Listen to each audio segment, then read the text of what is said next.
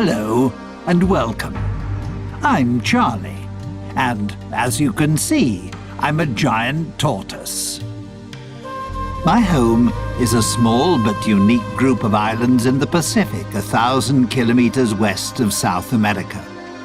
People find the islands fascinating, but at the same time somewhat uncanny, sometimes even unreal, due to their volcanic origin, which you would think would make them uninhabitable.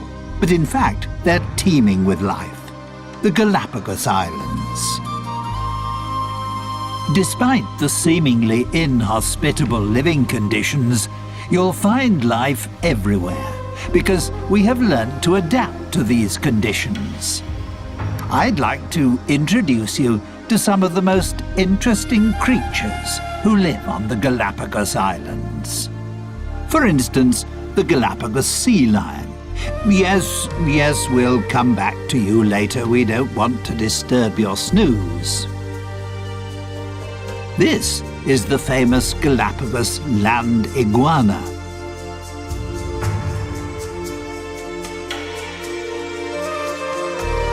And here, its even more special relation, the marine iguana.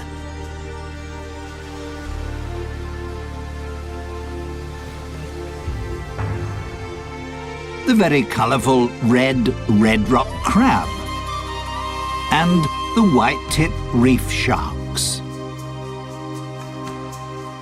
But the islands don't just consist of rock and lava.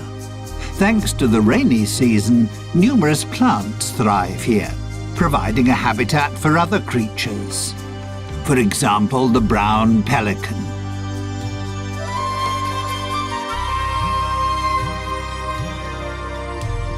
And even flamingos feel at home here.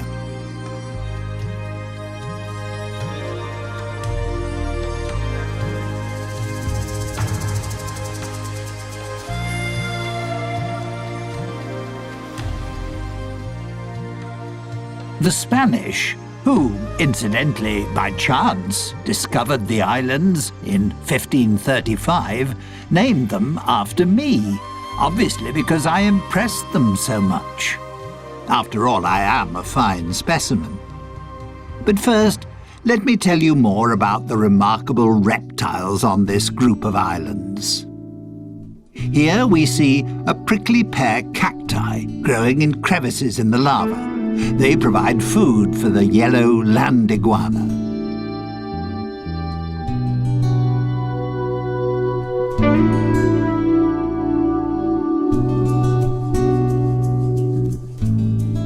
Its appearance is a little unusual, shall we say, due to the countless spiky crests on its head, which make it look rather like a geode turned inside out. The fact that the female land iguana uses the hot volcanic sand to hatch the clutch of 3 to 12 eggs she has laid is the reason why land iguanas are mainly found on Fernandina. It's the most westerly and youngest island of the archipelago. It lies directly above the volcanic hotspot, which was responsible for the creation of the group of islands.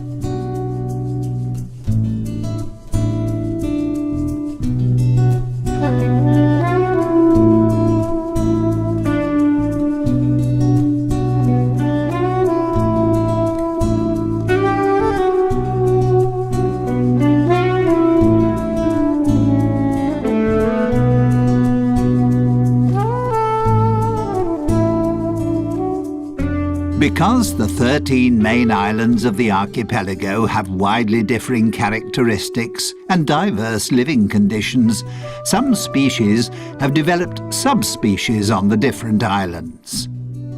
That's why, apart from the ordinary land iguana, you'll also find the Santa Fe iguana, which has an even stronger yellow colouring and a more spiky appearance.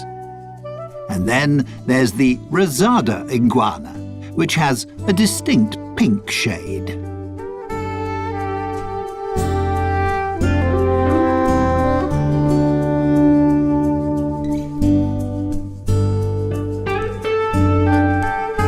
The male land iguana marks his territory by sitting on a rock in full view of everyone. That's his way of guarding the hole he has dug with his partner for her to lay her eggs.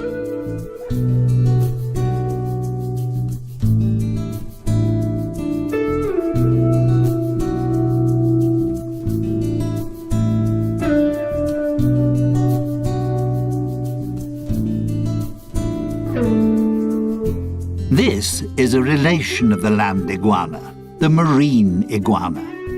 The marine iguana is only to be found on the Galapagos Islands and is the only extant marine iguana species. It prefers to live along the coastline because that's where it finds its food.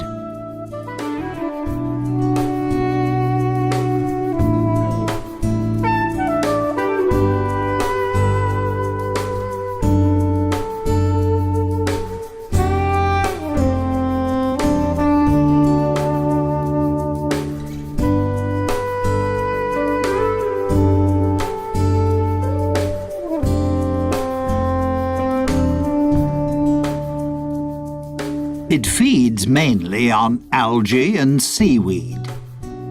The excess salt it takes in when feeding is excreted through special salt glands in its nostrils.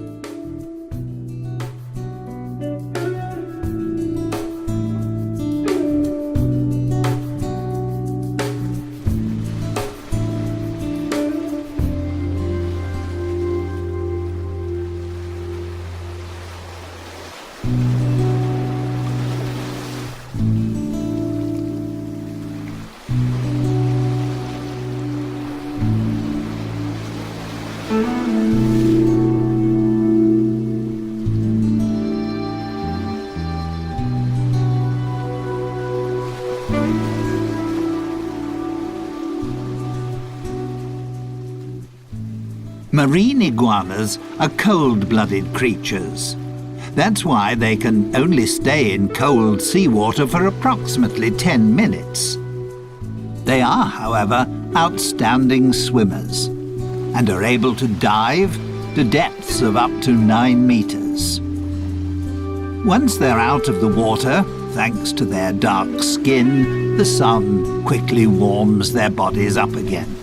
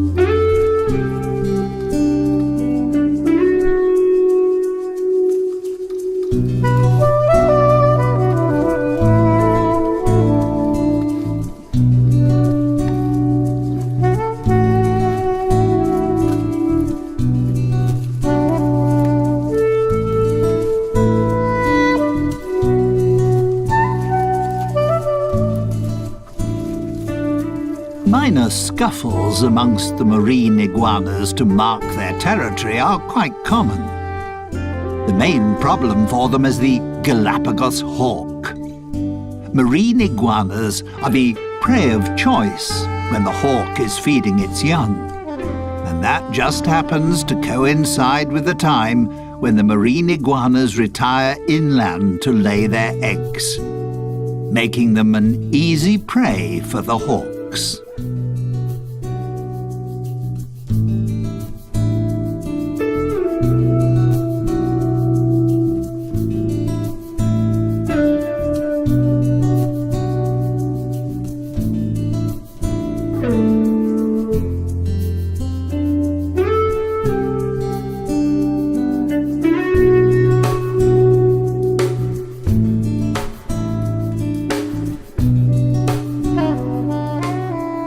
On the lava beach, the hawks have little chance of catching the iguanas, as they can easily camouflage themselves. Due to their grey skin and dragon-like appearance, they're hard to distinguish amongst the rocks.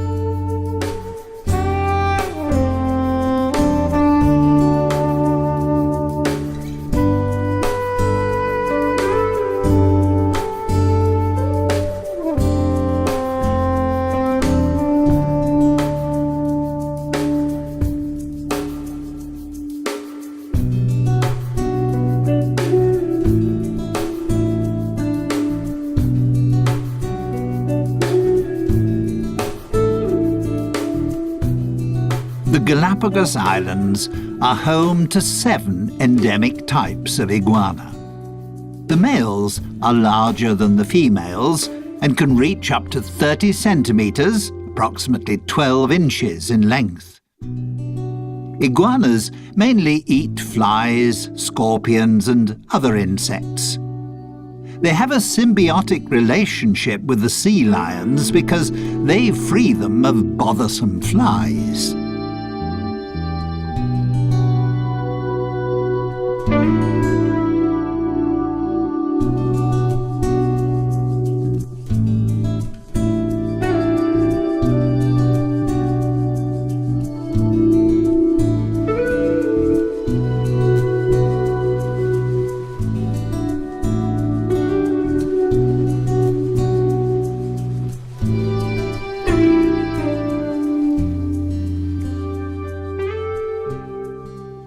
That was all quite impressive, wasn't it? But you can find even more colourful creatures on the Galapagos Islands. These rugged cliffs, for instance, are the habitat of the red rock crab. This agile and inquisitive crab prefers to be in the surf, but doesn't like splashing water.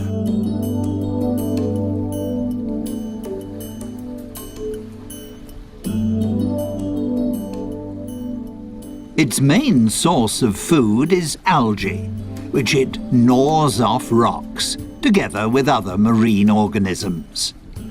But also the odd carcass which gets washed ashore is a welcome extra in its diet.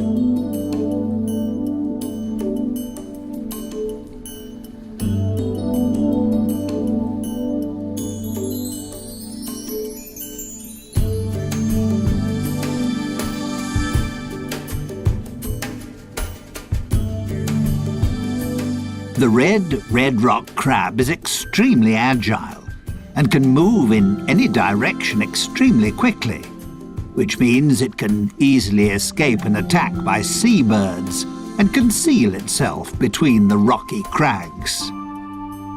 Its curiosity, however, will soon get the better of it and it'll surface again fairly quickly.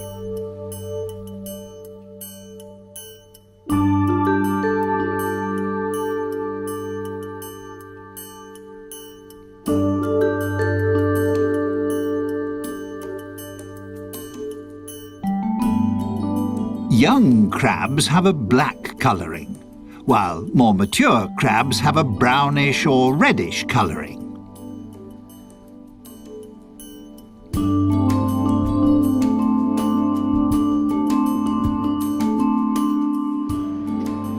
Bless you.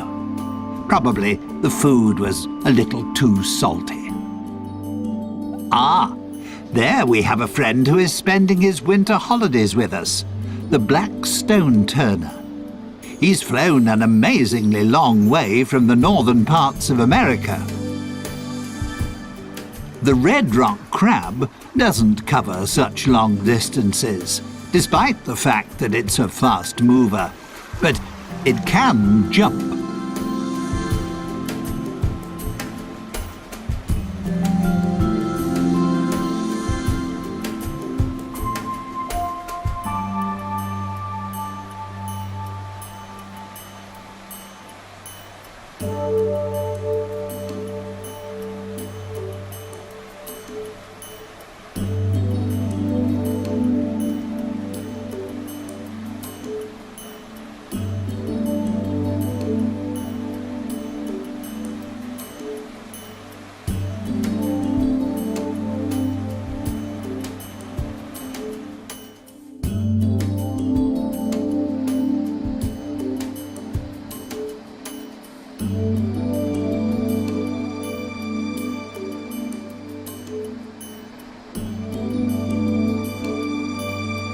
The name red rock crab doesn't mean that nature has decided that all the crabs must be this colour. For instance, there are also yellow, pink and white examples. And this black one is perfectly camouflaged on the lava rocks.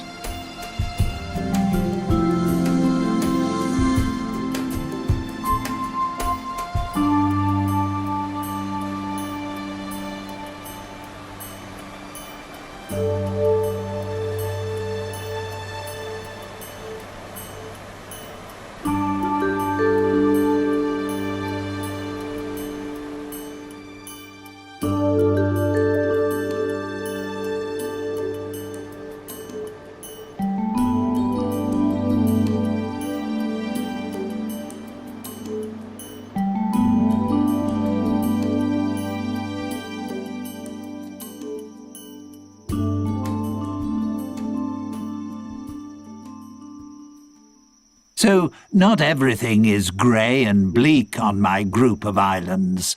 There's so much more. There's one sociable and playful species that adds a great deal to life on the islands, and I'd like to introduce them to you now.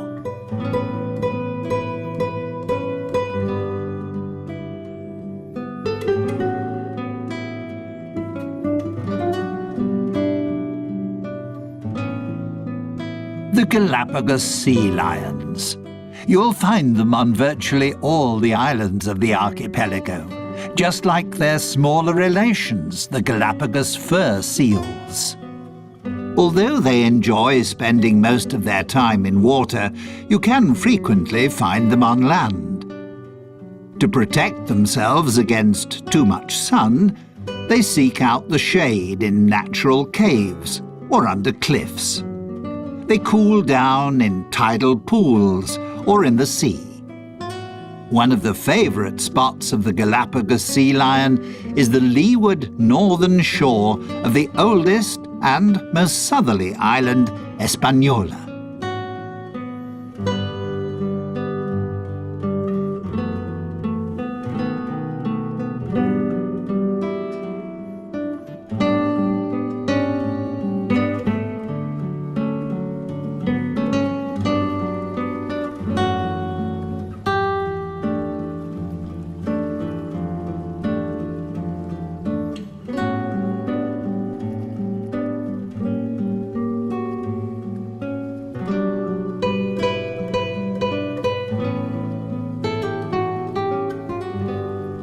Here's a female with her pup. The relationship between the two is extremely close. Not surprising after a gestation period of 12 months. And she will continue to breastfeed it for another few months. A sea lion pup only becomes fully independent after 3 to 4 years. That's how long it takes for the females to reach sexual maturity.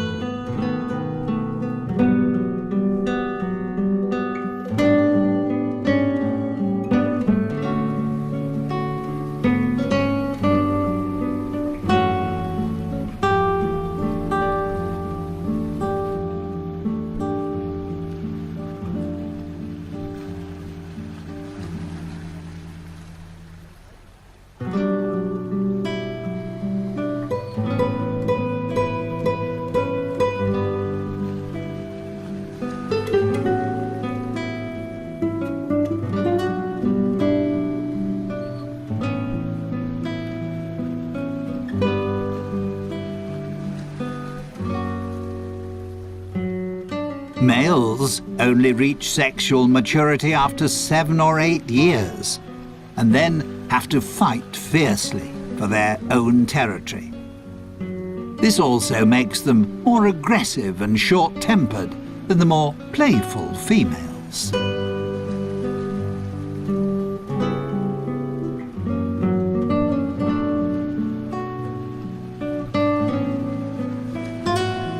It's not surprising that male sea lions are constantly fighting for their territory and trying to find a mate, because there are far fewer of them. A male sea lion will often have as many as 30 females in his harem.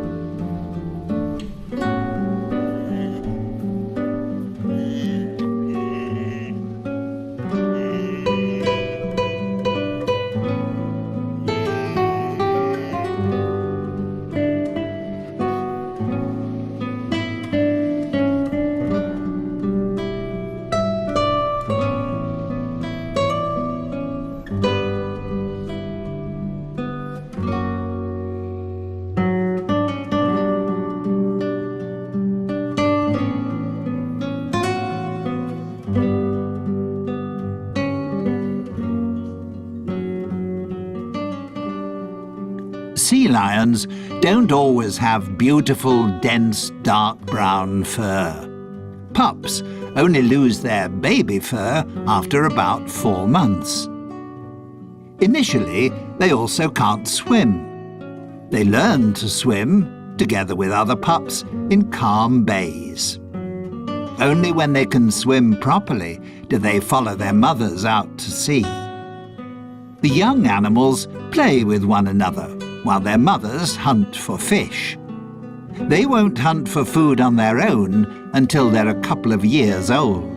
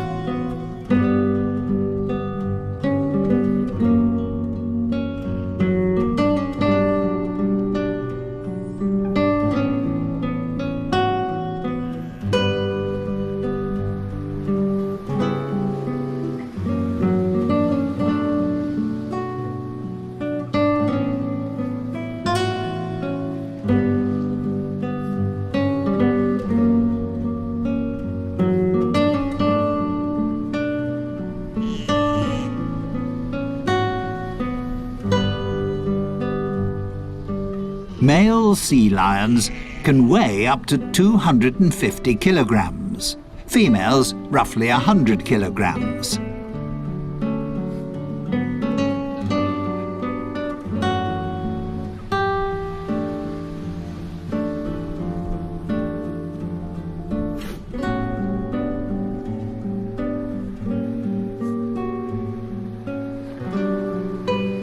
There are between 20 and 50,000 of them on the Galapagos Islands. The reason for the huge difference in numbers is partly due to a weather phenomenon, El Niño. It occurs in irregular cycles and in different degrees of severity. The results, however, can occasionally be disastrous.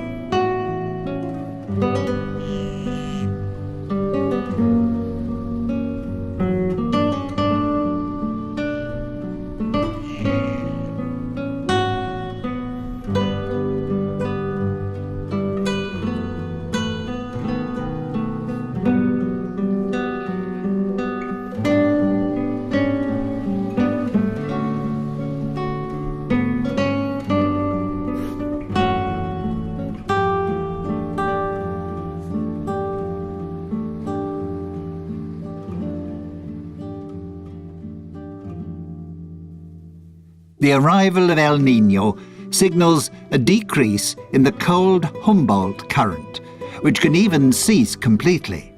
The temperature of the seawater rises, causing plankton and small fish to die. This disrupts the food chain, because seabirds and fish can't find sufficient food. Their only chance is to leave the area if they want to escape their sad fate.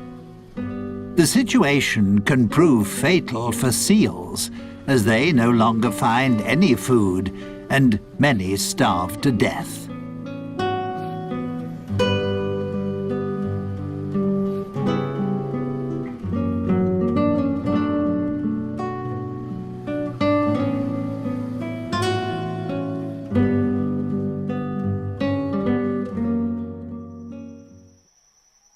Before I introduce you to my family and a couple of other Galapagos inhabitants, let me show you the islands in a little more detail.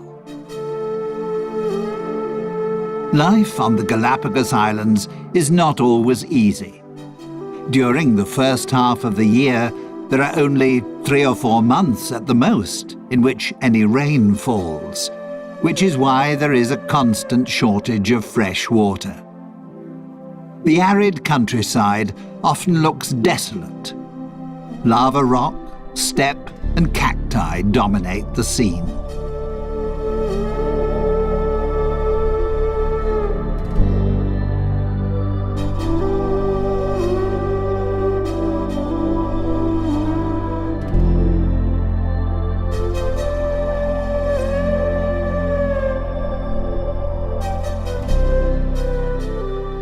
The Galapagos Islands are of volcanic origin.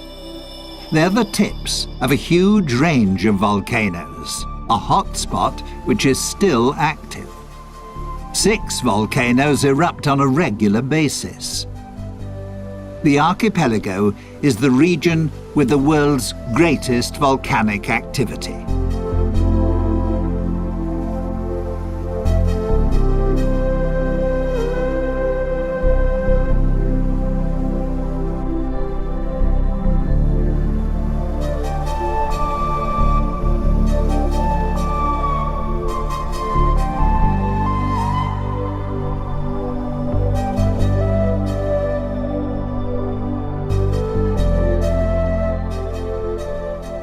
And there is another special feature. The islands shift. They're located on a tectonic plate which covers a magma chamber. They move from west to east as if on a conveyor belt. That's why Fernandina in the west is the youngest island and Española in the east is the oldest.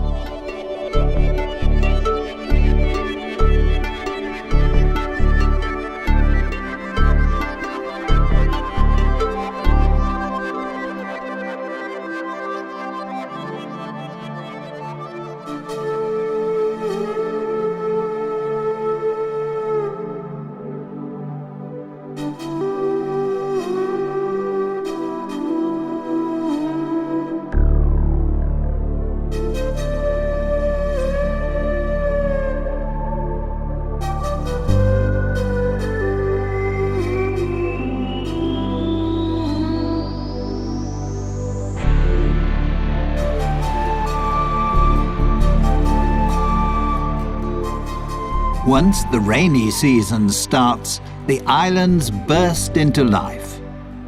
Most of the flowers are a shade of yellow because there is only one type of bee on the islands which is responsible for pollination, the Galapagos wood bee. Most likely, the flowers have adapted themselves to its preferred colour.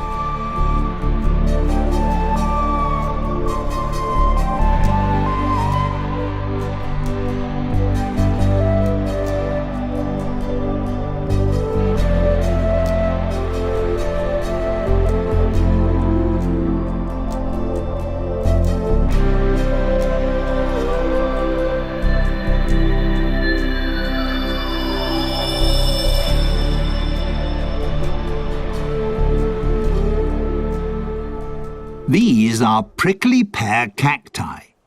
They are propagated by the Galapagos rat, which feeds on their seeds. The hard shell of the seeds is crushed during digestion, and after being excreted, the seeds start to germinate. These extremely hardy plants store nutrients that provide food for other creatures. The iguanas certainly have no fear of their thorns, and also for my fellow tortoises, they provide a welcome change to grass.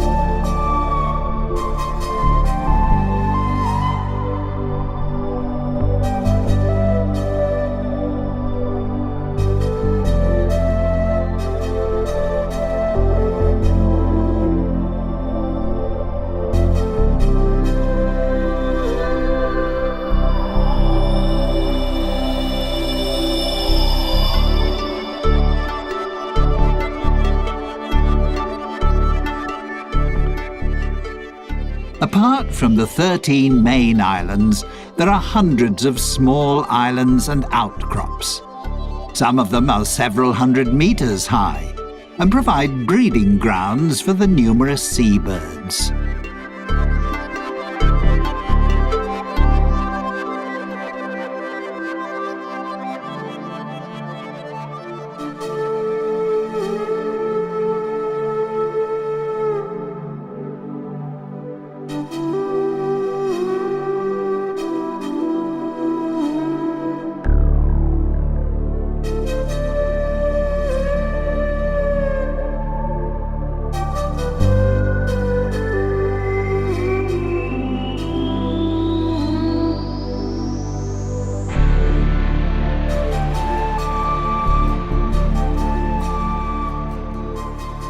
The Galapagos Islands were made famous by Charles Darwin, who discovered certain aspects of life here that formed the basis for what was to become his theory of evolution.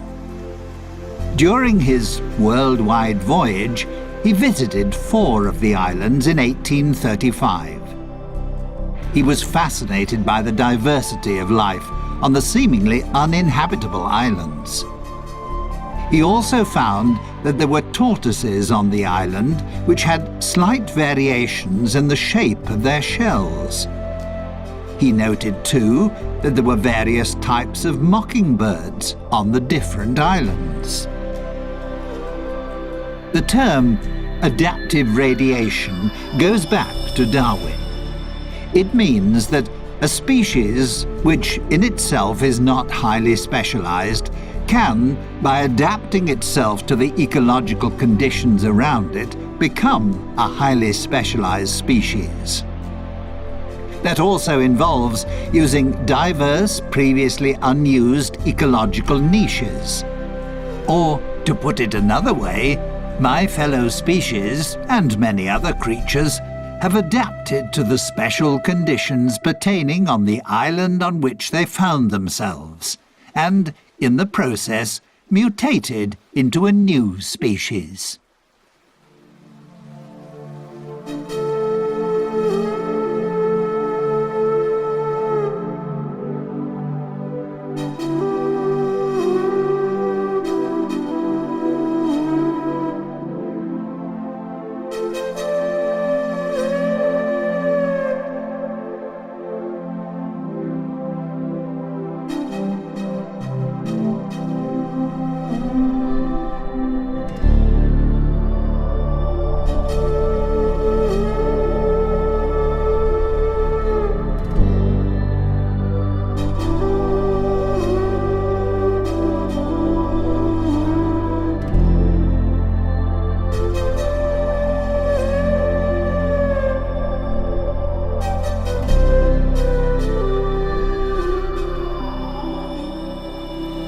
A gathering of white-tip reef sharks. They can be recognized easily by their white-tipped dorsal fin and tail. At the moment they're resting after hunting for fish, crustacea and cephalopods. Come night time, they'll become active again.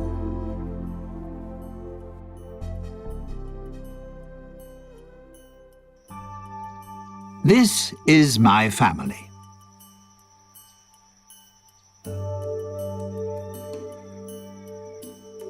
We giant tortoises are the largest of our fellow species living in the world today. We can weigh up to 300 kilograms and live for up to 150 years.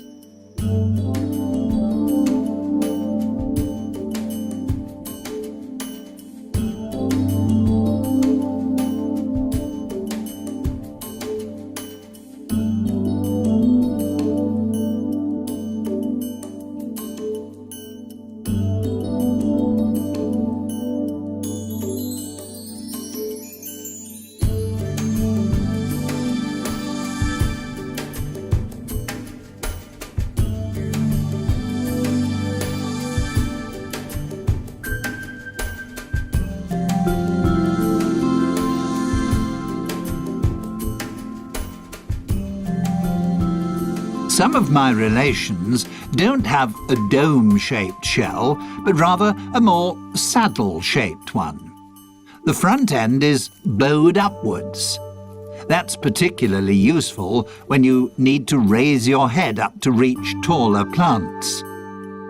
Most of my relations on the eastern islands have saddle-shaped shells because the plants there grow considerably higher.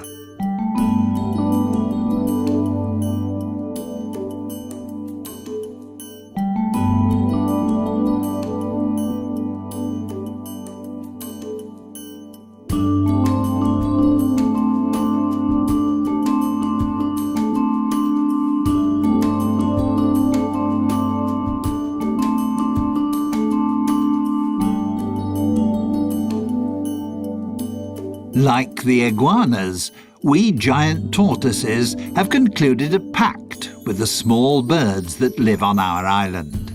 Finches and woodpeckers feed on the parasites and ticks on our skin. To let them know that we need their services, we stretch out and lie quietly until the birds have pecked off all the insects. It keeps us clean and makes life a little more comfortable.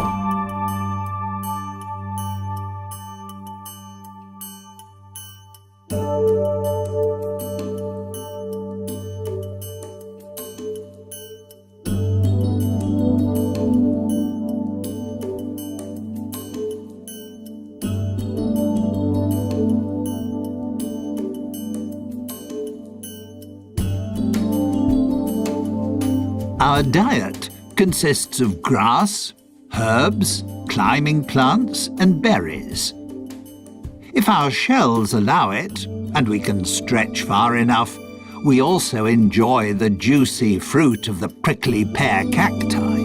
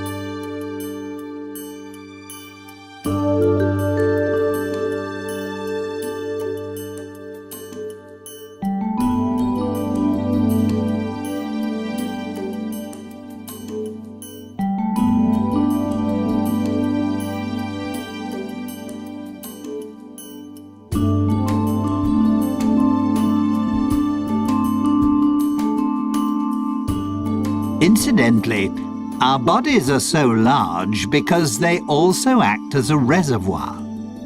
We can store enough fat to last a year without food, and we can even manage without water for several months. We're very frugal. On this archipelago, that's sometimes an absolute necessity. With the possibility of a volcanic eruption at any time, or if El Niño returns, it's a good idea to have a little in reserve.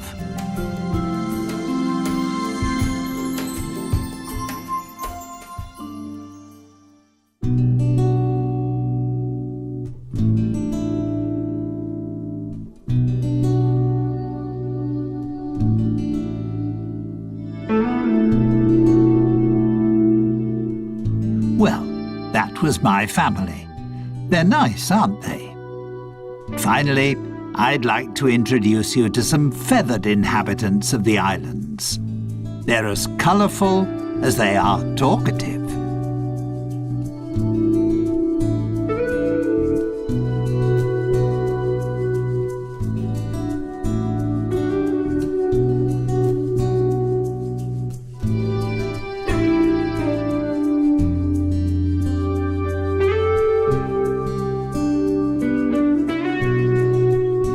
The roughly 500 flamingos which live on the Galapagos Islands are immigrants from the Caribbean.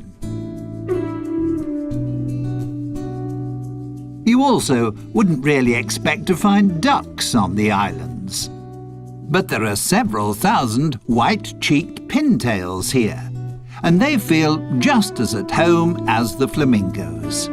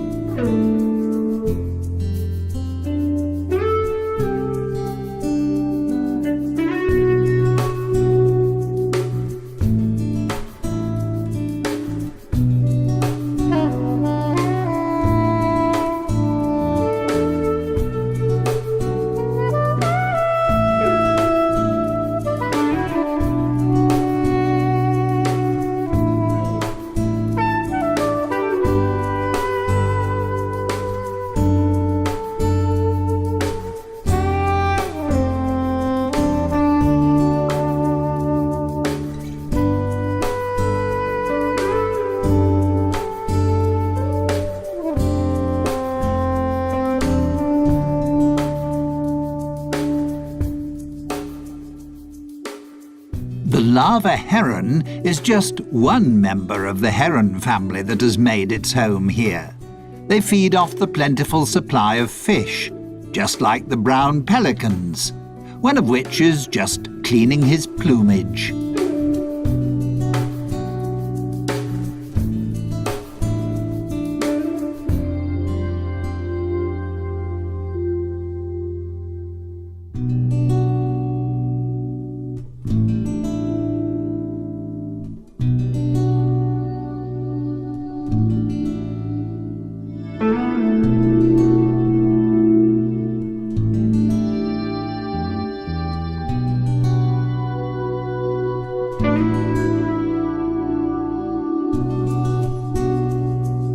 Galapagos albatross is the largest bird on the islands, with a wingspan of 2 meters.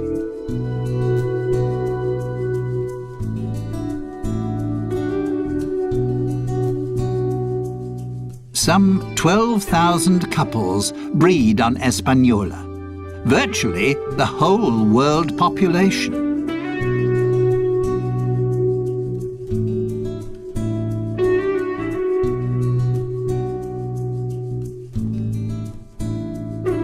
Here we have the pirates amongst the birds, a female frigate bird. Frigate birds attack other birds and try to snatch away their food. The male frigate birds are famous for their mating habits. To impress the females, they blow up their red throat pouch.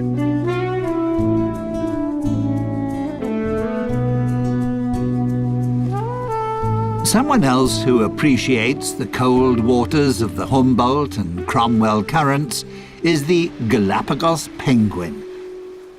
Due to various environmental influences, such as El Niño, as well as numerous natural enemies, like the sea lions and Galapagos hawk, they are now an endangered species.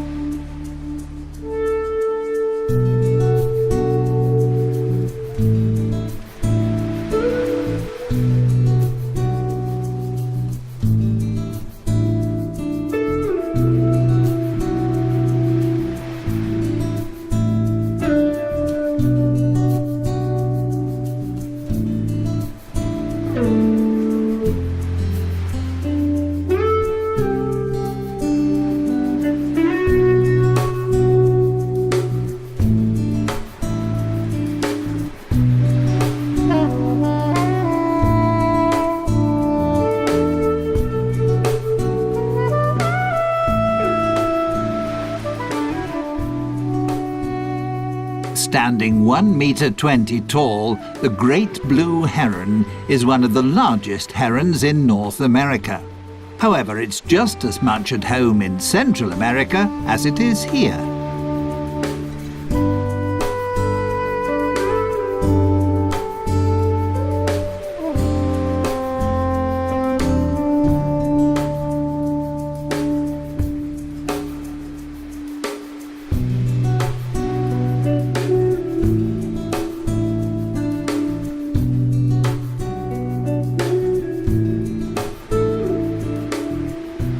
Stalking the beach, on the lookout for fishes, crabs or algae, is a dusky gull.